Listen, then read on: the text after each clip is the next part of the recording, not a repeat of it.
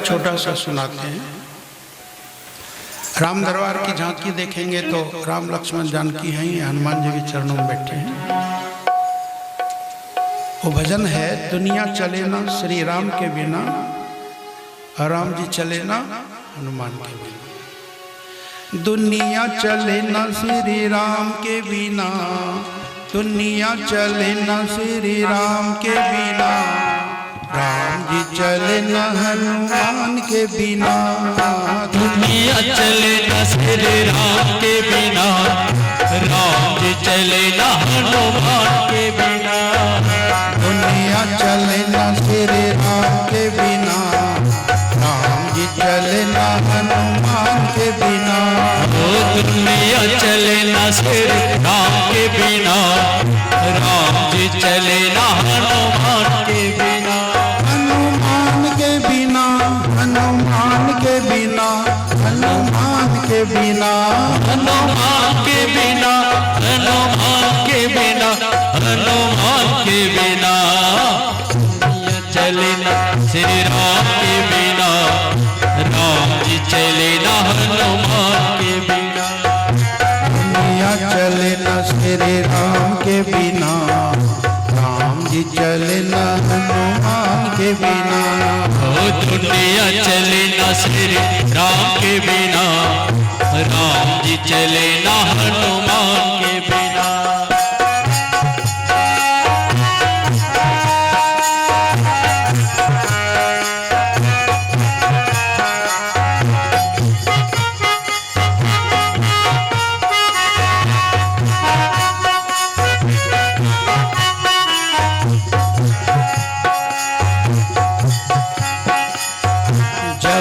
रामायण पढ़ ली है, एक बात मैंने समझ ली है। जब से रामायण पढ़ ली है, बात ये मैंने समझ ली है। जब से रामायण पढ़ ली है, एक बात मैंने समझ ली है। जब से रामायण पढ़ ली है, एक बात मैंने समझ ली। रावण मरे न श्री राम के बिना, लंका जले न हनुमान के बिना। रावण मरे न श्री राम के बिना, लंका जले न हनुमान के बिना। दुनिया चले न श्री राम के बिना, राम जी चले न हनुमान के बिना। दुनिया चले न श्री राम के बिना, राम जी चले न हनुमान के बिना। दुनिया चले न श्री राम के बिना, राम जी चले न हनुमान के बिना। दुनिया चले न श्री राम के बिना, राम जी चले न हनुमान के बिना।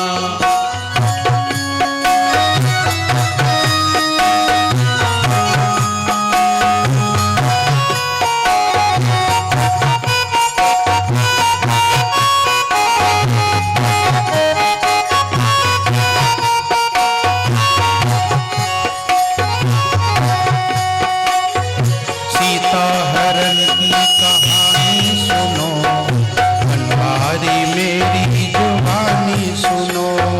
सीता हरण की कहानी सुनो, बनवारी मेरी जुबानी सुनो। ओ सीता हरण की कहानी सुनो, बनवारी मेरी जुबानी सुनो। ओ सीता हरण की कहानी सुनो, बनवारी मेरी जुबानी सुनो। सीता मिले न श्री राम के बिना, पता मिले न हनुमान के बिना। सीता मिले न श्री राम के बिना, पता लगे न हनुमान के बिना।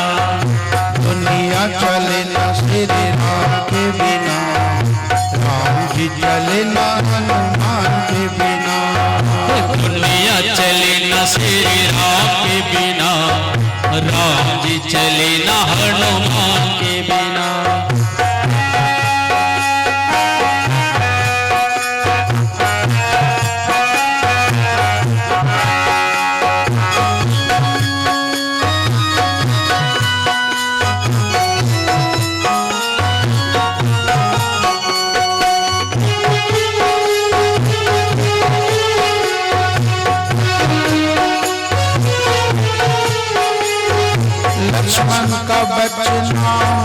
मुश्किल था, कौन बूटी लाने के काबिल था। ओ लक्ष्मण का वचना मुश्किल था, बूटी लाने के काबिल था। लक्ष्मण का वचना मुश्किल था, कौन बूटी लाने के काबिल था। लक्ष्मण का वचना मुश्किल था, कौन बूटी लाने के काबिल था। बूटी मिले न हनुमान के बिना, लक्ष्मण बचे न श्री राम के बिना। ओ बूटी मिले न हनुमान के बिना, लक्ष्मण बचे न श्री राम के बिना। दुनिया चले न श्री राम के बिना, राम जी चले न हनुमान के बिना। दुनिया चले न श्री राम के बिना, राम जी चले न हनुमान के बिना।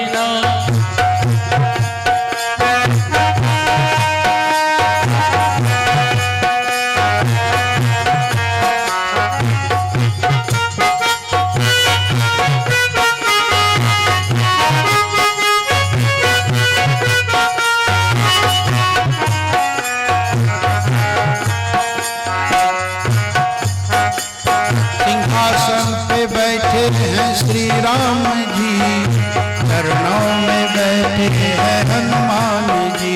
सिंहासन पे बैठे श्री राम जी, चरणों में बैठे हनुमान जी। राम जी का भी अपना महत्व है, हनुमान जी का अपना महत्व है। श्री राम जी से मुक्ति मिलती है, हनुमान जी से भक्ति मिलती है। मुक्ति मिले न श्री राम के बिना, भक्ति मिले न हनुमान के बिना। मुक्ति मिले न हनुमान के बिना, मुक्ति मिले न श्री राम के बिना। मुक्ति मिले न श्री राम के बिना, भक्ति मिले न हनुमान के बिना। ओ मुक्ति मिले न श्री राम के बिना, भक्ति मिले न हनुमान के बिना। दुनिया चले न श्री राम के बिना, राम जी चले न हनुमान के बिना। ओ दुनिया चले न श्री राम के बिना, राम जी चले न हनुमान के बिना। दुनिया चले न श्री राम के बिना, राम जी चले न हनुमान के बिना। ओ दुनिया चले न श्री राम के बिना, राम जी चले न हनुमान के बिना। बोले श्री रामचंद्र भगवान की जय। बोले पवन सुत हनुमान की जय। उमापति महादेव की जय। ब्रह्मा के पुत्र हुए अत्रि, अत्रि के पुत्र हुए चंद्रमा, और चंद्रमा का पुत्र हुआ बुध, और बुध का पुत्र हुआ पुरुरवा। ठीक है ना। ब्रह्मा का पुत्र अत्रि, अत्रि का पुत्र चंद्रमा, चंद्रमा का पुत्र बुध, बुध का पुत्र हुआ पुरुरवा। और पुरुरवा के पास उर्वशी नाम की स्वर्गलोक की अप्सरा रही थी। कहाँ तो पृथ्वी का राजा पुरुरवा, और कहाँ स्वर्गलोक की श्रेष्ठ अप्सरा उर्वशी। पुरुरवा के 6 पुत्र हुए थे, आयु, श्रुतायु, सत्यायु, रय, विजय और जय। श्रुतायु का पुत्र हुआ वसुमान, सत्यायु का सुसंजय, रय का एक, जय का अमित, विजय का भीम, भीम का कंचन, कंचन का होत्र, होत्र का जहनु, जहनु का पुरु, पुरु का बलाक, बलाक का अजक, अजक का पुत्र हुआ कुश। कुश के 4 पुत्र हुए, कुशाम्बु, तनय, बसु और कुशनाभ। कुशाम्बु के पुत्र हुए गाधी, गाधी के पुत्र हुए विश्वामित्र। विश्वामित्र पहले क्षत्रिय थे ना, बाद में तपस्या करके ब्राह्मण बने थे। गाधी की एक कन्या थी सत्यवती नाम की, जिनका विवाह ऋचिक नाम के ऋषि के साथ हुआ था। ऋचिक ऋषि ने अपनी पत्नी और सास दोनों से पुत्र उत्पन्न करने के लिए यज्ञ किया। अपनी पत्नी से भी पुत्र उत्पन्न करना था और सास को भी पुत्र नहीं था, उनको भी पुत्र चाहिए था। तो ऋचिक ऋषि ने यज्ञ किया और यज्ञ का जो प्रसाद होता है ना, चरु खीर, वो अलग अलग मंत्र से अभिमंत्रित किया, एक ब्राह्मण मंत्र से और एक क्षत्रिय मंत्र से। लेकिन माँ ने बेटी का हिस्सा वाला खीर खा लिया और बेटी का हिस्सा जो था वो माँ ने खा लिया, अदला बदली कर लिया। ऐसा करना नहीं चाहिए क्योंकि वो अभिमंत्रित होता है ना।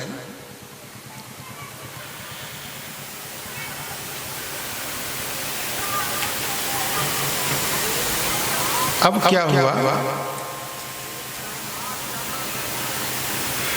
सत्यवती से ऋचिक ने कहा कि तुमने अदला बदली किया है ना, माँ का हिस्सा तुमने खाया, तुम्हारा हिस्सा माँ ने खाया, गड़बड़ हो। बोले तुम्हारा बेटा होना तो चाहिए था ब्राह्मण स्वभाव का, लेकिन वो क्षत्रिय स्वभाव का हो, बड़ा उग्र स्वभाव का हो। तो कहा गलती हो गई, क्षमा कर दीजिए, मेरा पोता हो जाए तो हो जाए, लेकिन मेरा बेटा ऐसा ना। अच्छा ठीक है, ऐसा ही होगा। तो सत्यवती का जो बेटा हुआ वो हुआ जमदग्नि, ब्राह्मण स्वभाव के ही। लेकिन जमदग्नि का जो बेटा हुआ परशुराम, जानते हो परशुराम जी हाथ में फरसा लिए रहते हैं। राम जी के हाथ में भी धनुष है, तो उनको कोई धनुष राम नहीं कहता, कहता है तीन राम हुए न, तीनों भगवान के अवतारी हैं। एक श्री राम, एक बलराम, एक परशुराम, तीनों भगवान हैं। तो बलराम नाम उनका इसलिए, बल उनमें ज्यादा इसलिए बलराम। अब परशु हाथ में इसलिए परशुराम, लेकिन राम जी के हाथ में धनुष है तो उनको धनुष राम कहना चाहिए, लेकिन उनको धनुष राम नहीं कहते, उनको श्री राम कहते। तो परशुराम जी के बारे में सुना होगा, क्षत्रियों के लिए काल थे। 21 बार क्षत्रियों का उन्होंने दलन किया था, नाश किया था। क्यों? तो कहा जाता है कि जमदग्नि ऋषि के आश्रम में सहस्रार्जुन नाम का राजा आया था, साथ में सैनिक लोग भी थे। उनके पास कामधेनु गाय थी। उस कामधेनु गाय के प्रभाव से जो जो वस्तु की जरूरत होती थी तुरंत प्रकट हो जाती थी। तो सहस्रार्जुन की बड़ी सेवा में बड़ा सत्कार हुआ और उन्हें ये पता चला कि कामधेनु गाय क्या ही चमत्कार है। तो राजा सहस्रार्जुन ने उस गाय को मांगा, उन्होंने गाय नहीं दी, वो जबरदस्ती गाय छीन के लेके चले गए।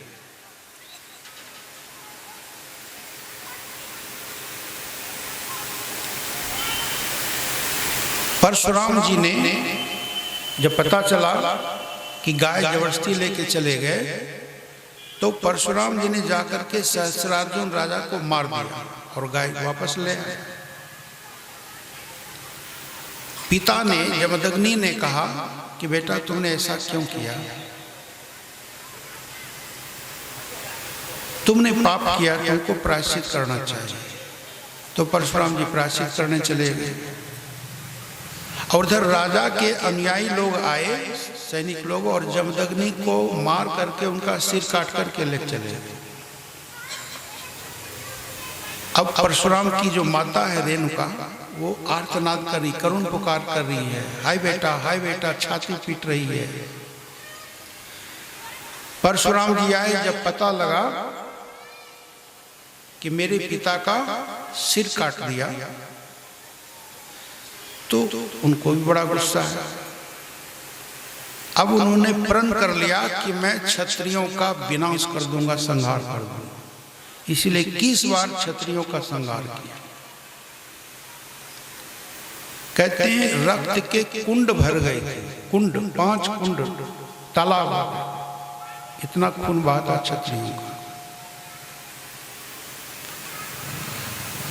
पितरों की तपस्या से वो तीर्थ बन गया। समंत पंचक क्षेत्र कहलाता है। कुरुक्षेत्र में 5 ऐसे सरोवर। तो परशुराम जी की कथा भी हम लोगों ने थोड़ा सुन ही ली। सब भगवान के जितने अवतार हैं सबकी कथा तो भागवत में है ना, 18 ये 24 अवतार की कथा है। तो इस प्रकार से पुरुरवा के 6 पुत्रों में आयु सबसे बड़े थे। आयु, श्रुतायु, सत्यायु, रे, विजय और जय। फिर आयु के जो 5 पुत्र हुए उनमें नहुस सबसे बड़े थे। नहुस, क्षत्रविद, रजी, रंभ, अनेन। फिर नहुस के 6 पुत्र हुए, यति, ययाति, संजाति, आयति, वृत्ति, वियति और कृति। इनमें राजा याति का इतिहास ही प्रसिद्ध है। सुखदेव महाराज राजा परीक्षित को कथा सुनाते हैं कि महाराज ययाति का विवाह शुक्राचार्य जी की बेटी देवयानी के साथ हुआ था। परीक्षित जी ने कहा ये कैसे हो गया? आजकल तो अंतरजातीय विवाह होता है ना, यहाँ तक कि हिंदू मुस्लिम में विवाह हो जाता है। लेकिन उस जमाने में ये कैसे हो गया?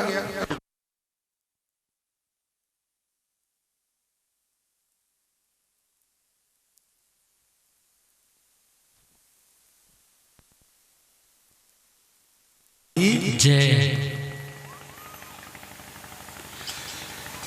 परीक्षित जी ने कहा कि राजा ययाति का विवाह शुक्राचार्य जी की बेटी से कैसे हो गया?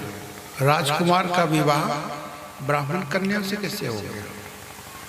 जरा वो कथा सुना दीजिए। तो सुखदेव जी महाराज सुनाने लगे।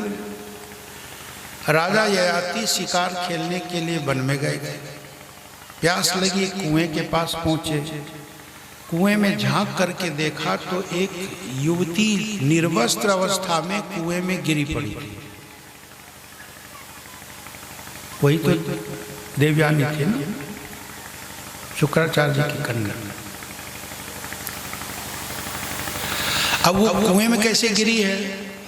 इसकी कथा ये है कि एक बार दैत्यों के राजा बृहस्पति की बेटी शर्मिष्ठा और दैत्यों के गुरु शुक्राचार्य जी की बेटी देवयानी दोनों सहेली थी। तो दोनों अन्य सहेलियों के साथ वन विहार के लिए निकली, घूमने के लिए। एक सुंदर स्वच्छ जल वाला सरोवर दिखाई पड़ा। इन कन्याओं के मन में हुआ कि हम लोग स्नान कर लें। कितना सुंदर स्वच्छ जल है। अब पहले से स्नान करना है ऐसा कोई निश्चय था नहीं तो कपड़ा लेके जाते बदलने के लिए। आप लोग गंगा नहाने जाते हो तो कपड़ा लेके जाते हो कि नहीं, है ना, कि वहां नहा के दूसरा पहन लेंगे। और अचानक गंगा नहाने का मन हो जाए तो क्या करोगे? तो उन कन्याओं ने कपड़े उतार दिए और निर्वस्त्र स्नान करने लगी। इतने में भोलेनाथ शंकर भगवान पार्वती जी के साथ नंदी पर सवार होकर के विचरण कर रहे थे। इन कन्याओं को लगा कि इधरे आ न जाए कहीं, और अगर इधर आ गए तो लाश तो बचानी है। जल्दी जल्दी में सबने कपड़े पहन लिए। हड़बड़ी में एक दूसरे के कपड़े भी पहन लिए। देवयानी के कपड़े शर्मिष्ठा ने पहन लिए। और जब देवयानी अपना कपड़ा खोजती है तो मिलता नहीं। कहते हैं कि तुमने हमारा कपड़ा पहन लिया। बोले अरे जल्दी में पहन लो, हमारा वहां जाके बदल लेंगे। बोले ऐसा कुछ नहीं, तुमने मेरा कपड़ा पहना क्यों? अहंकार वाली बात आ जाती है। देवयानी को लगता है कि मैं ब्राह्मण की बेटी हूँ, ब्राह्मण बड़ा होता है, ये तो राजा की बेटी है, राजा क्षत्रिय तो छोटा होता है। इसी बात पर झगड़ा हुआ, तू मैं होने लगा। बाप तक बात पहुंच गई। इतना अकड़ क्या रखती है? राजा की बेटी है, राजा की बेटी। अरे तुम्हारा बाप तो क्या है? चौकीदार है, चौकीदार। राजा रक्षक ही तो होता है ना, इतनी अकड़ क्यों रखती हो? तुम्हारा बाप तो चौकीदार है। अब देखो, उसको कह दिया चौकीदार। बोले तुम्हारा बाप तो कुत्ता है। बुरा नहीं मानिए ना। अरे कुत्ता घर घर घूमता रहता है भोजन की तलाश में, तो ब्राह्मण लोग भी तो यजमान किया जाते रहते हैं दान दक्षिणा के लालच में, इसलिए कह दिया तुम्हारा बाप तो कुत्ता है। अब जब बाप की बात आ गई तो झगड़ा बढ़ गया। शर्मिष्ठा ने देवयानी को उठाया, जबकि निर्वस्त्र थी, उठा करके एक कुआं में धकेल दिया, अपने घर चली गई और अपने बाप से जाके कह दिया पिताजी मैंने देवयानी को कुआं में धकेल दिया। राजा विस्प्रभा ने सोचा कि मेरी बेटी ने मेरे गुरु की बेटी को कुएं में धकेल दिया, इतना बड़ा अपराध किया, गुरु नाराज हो जाएंगे तो वो चले गए राजा विस्प्रभा शुक्राचार्य के पास।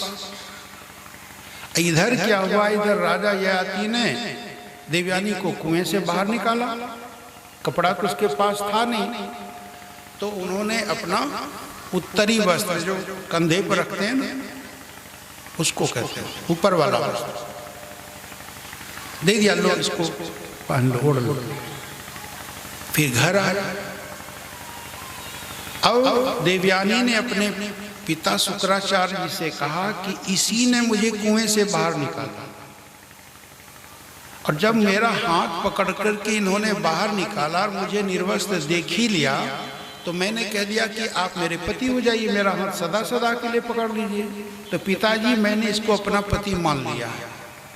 और राजा ययाति कह रहे हैं कि तुम ब्राह्मण कन्या हो, मैं क्षत्रिय पुत्र हूं, ये विवाह नहीं हो सकता। तो देवयानी ने कहा मुझे तो बृहस्पति पुत्र कच ने पहले ही श्राप दे रखा है कि तुम्हें कोई ब्राह्मण पति नहीं मिलेगा। झगड़ा तो झगड़ा होता है ना, वो श्राप क्यों दिया था तो उसकी भी एक कथा है।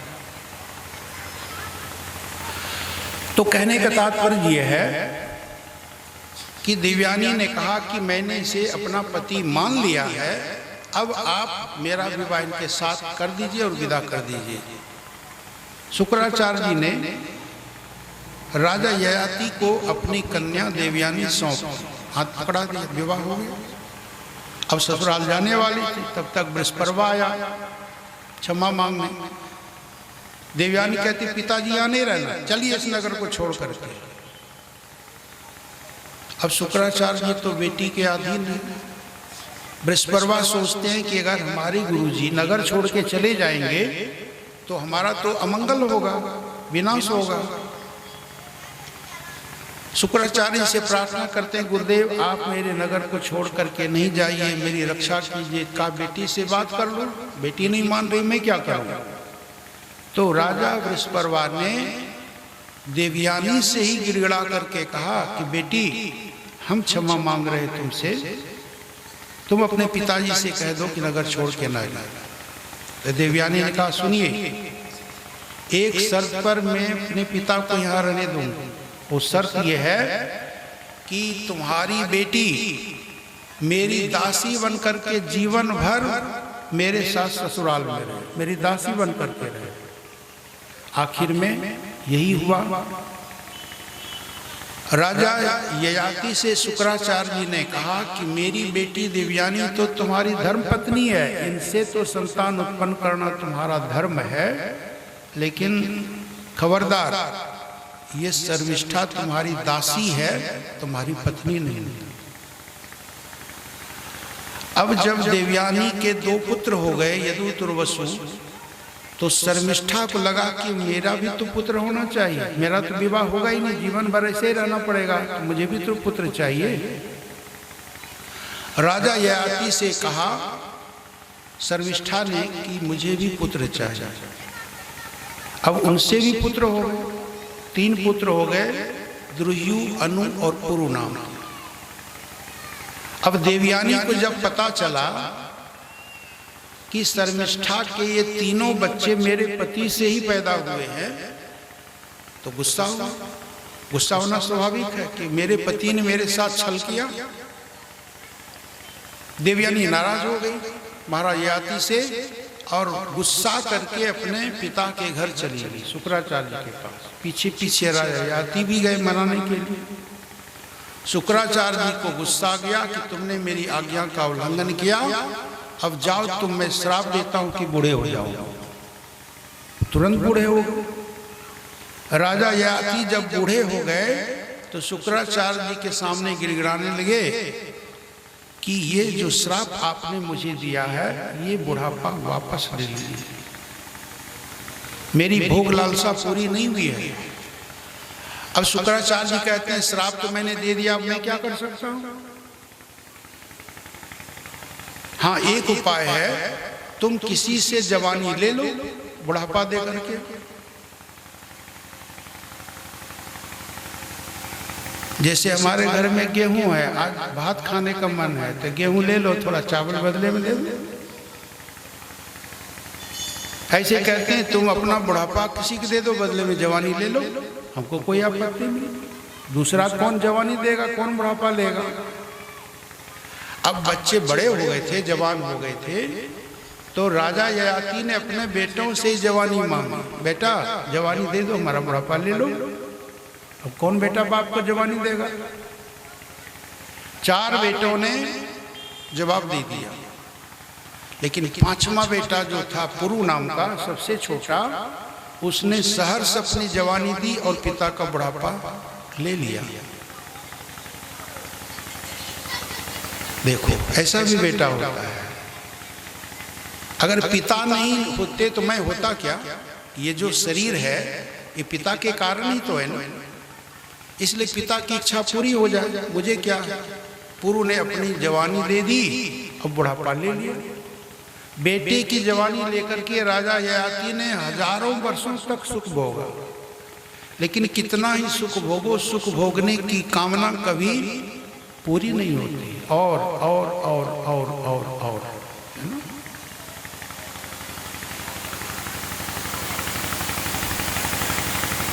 तृष्णा न जीर्णा वैमेव जीर्णा, राजा भर्तृहरि ने कहा है ना, तृष्णा बूढ़ी नहीं हुई, हम ही बूढ़े हो। कालो ने याद तो वैमेव याद, काल समाप्त नहीं हुआ, हम ही समाप्त हो गए। हमने भोग को नहीं भोगा, भोग ने ही हमको भोग लिया। ऐसे तो होता है। तृष्णा न जीर्णा वैमेव जीर्णा, तृष्णा कभी बूढ़ी नहीं होती, मरती नहीं, हम ही बूढ़े हो जाते, हम ही मर जाते। अंत में बेटे को जवानी वापस दे दी, बुढ़ापा वापस ले लिया, फिर धर्म कर्म में लग गए। इसलिए राजा ययाति बड़े धर्मात्मा भी, बहुत यज्ञ भी किए उन्होंने, बहुत धर्म कर्म किए।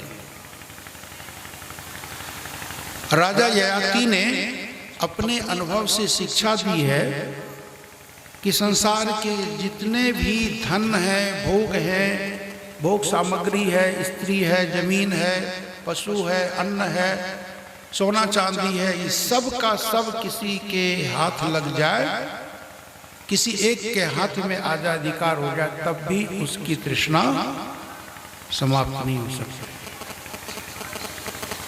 इसलिए मनुष्य को संतोष ही करना चाहिए। जैसे अग्नि में जलती हुई प्रज्वलित अग्नि में ईंधन डालने पर अग्नि बुझती नहीं है, अग्नि और अधिक प्रज्वलित होती है, ऐसे ही भोग भोगने से भोग लालसा पूरी नहीं होती है और ज्यादा बढ़ जाती है।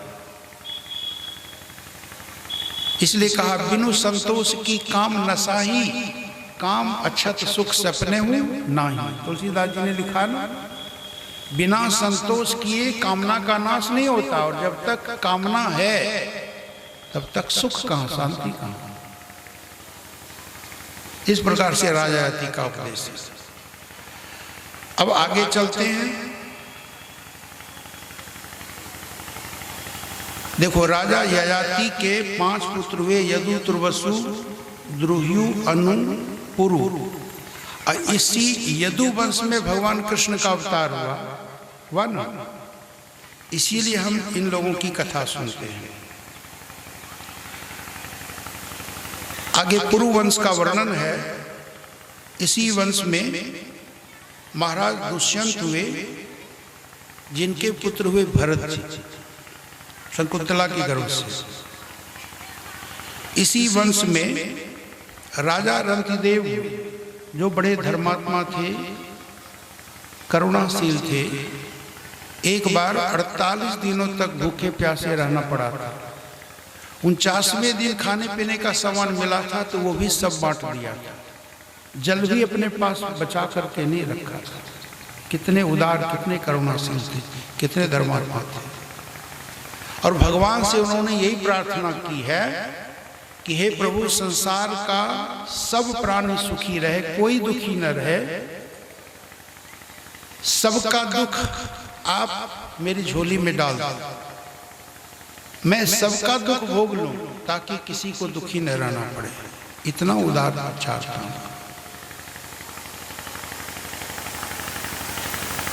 इसी भरत वंश में आगे चल करके कुरु नाम के राजा हुए, जिनसे कुरुवंश प्रसिद्ध हुआ। अजमेर के पुत्र हुए ऋच, ऋच के संवरण, संवरण के हुए कुरु। इसी वंश में बृहद्रथ नाम का राजा हुआ, जिनकी 2 पत्नियां थी और दोनों पत्नियों से आधा आधा टुकड़ा पैदा हुआ था। जरा नाम की राक्षसी ने जोड़ दिया था तो जरासंध नाम का बालक हुआ, जो आगे चल के महाराज जरासंध कहलाया, मगध देश का राजा बना।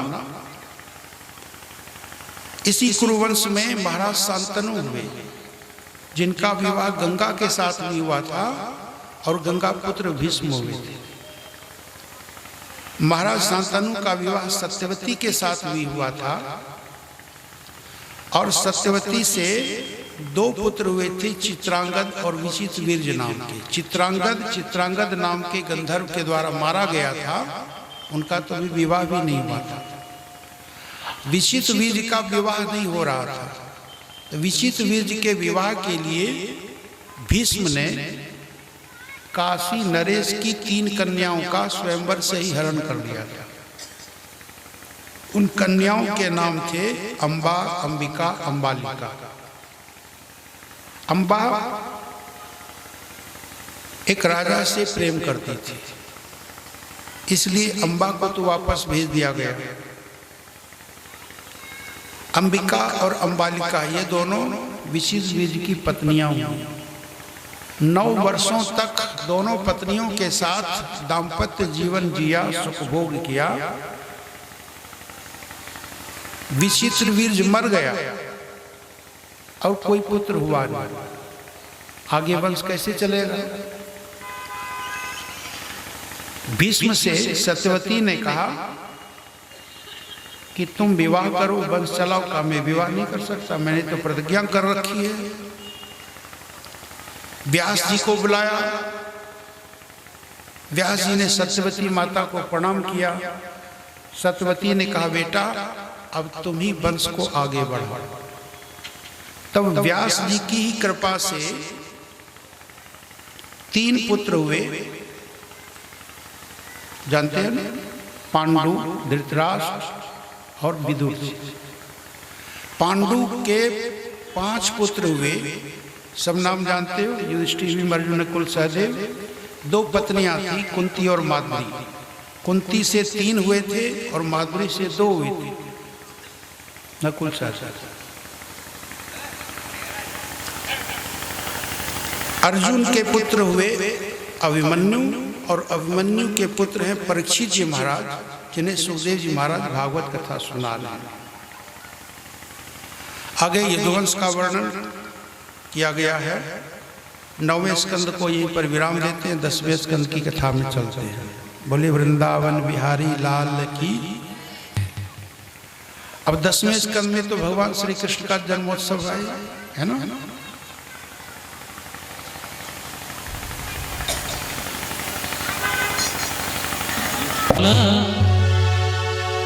सत्कर्म करने वाला न डरा है न मरेगा, सत्कर्म करने वाला न मरा है न मरेगा। सत्कर्म करने वाला न मरा है न मरेगा। सत्कर्म करने वाला न मरा है न मरेगा। सत्कर्म करने वाला न मरा है न मरेगा। जिस सर पे हाथ प्रभु का, जिस सर पे हाथ प्रभु का, न डरा है न डरेगा। जिस सर पे हाथ प्रभु का, न डरा है न डरेगा। सत्कर्म करने वाला न मरा है न मरेगा।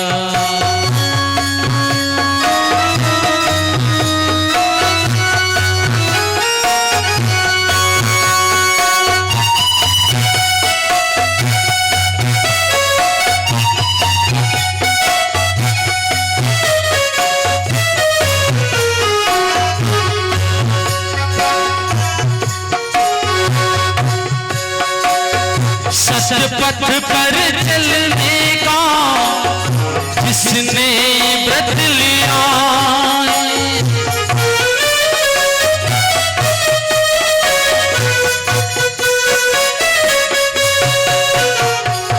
सतपथ पर चलने का जिसने व्रत लिया,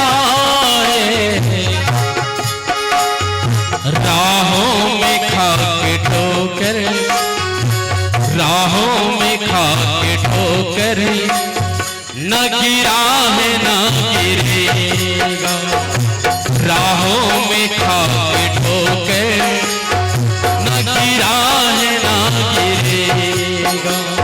सत्कर्म करने वाला न मरा है न मरेगा।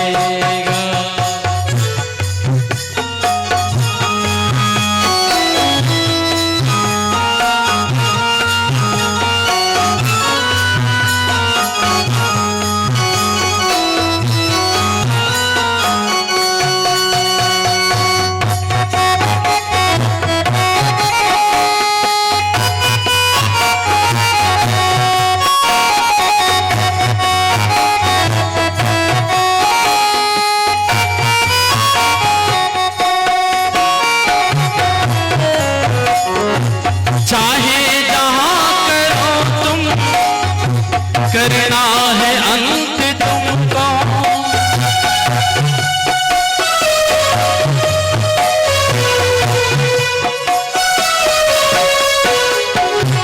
चाहे जहां करो तुम, करना है अंत तुमको। चाहे जहां करो तुम, करना है अंत तुमको। तृष्णा का समुंदर ये, तृष्णा का समुंदर ये, न भरा है न भरेगा। तृष्णा का समुंदर ये, न भरा है न भरेगा। सत्कर्म करने वाला न मरा है न मरेगा।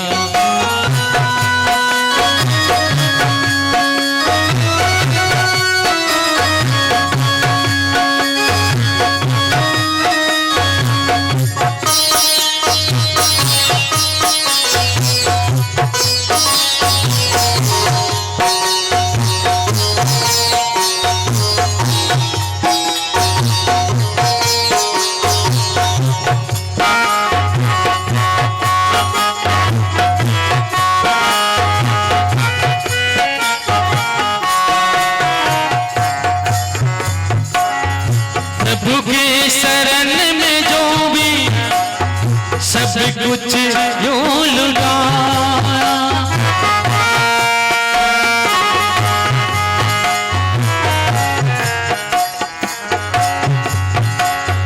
प्रभु के शरण में यूं सब कुछ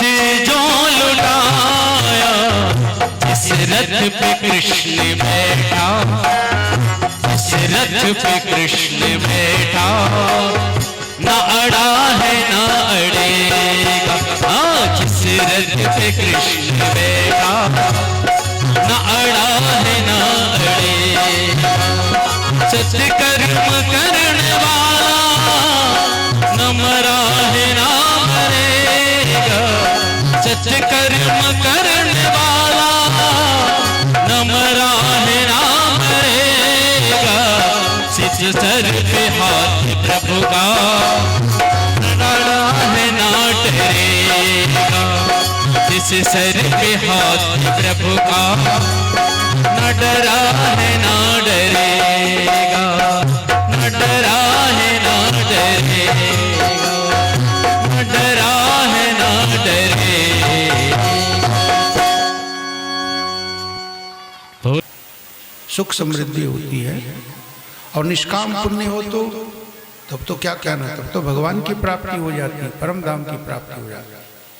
तभी हम सब लोग भगवान श्री कृष्ण के जन्म की कथा सुनेंगे, भगवान कृष्ण की झांकी देखेंगे, आरती प्रसाद के बाद प्रस्थान करेंगे। आज एक सूचना है कि आज देवोत्थान एकादशी है। 4 महीने के बाद भगवान विष्णु आज जग रहे हैं, है ना। और आज तुलसी विवाह का भी आयोजन है यहीं इसी जगह पर। तो जो माताएं बहनें भाई लोग तुलसी विवाह का आनंद लेना चाहते हैं, आनंद लेंगे, तुलसी विवाह का आप लोग दर्शन करेंगे। बोलिए सच्चिदानंद भगवान की जय। राजा सूरसेन की पत्नी का नाम है मारिशा। मारिशा के गर्भ से सूरसेन के 10 पुत्र हुए और 5 पुत्रियां हुई। पृथ्वी पर भगवान का अवतार कब होता है?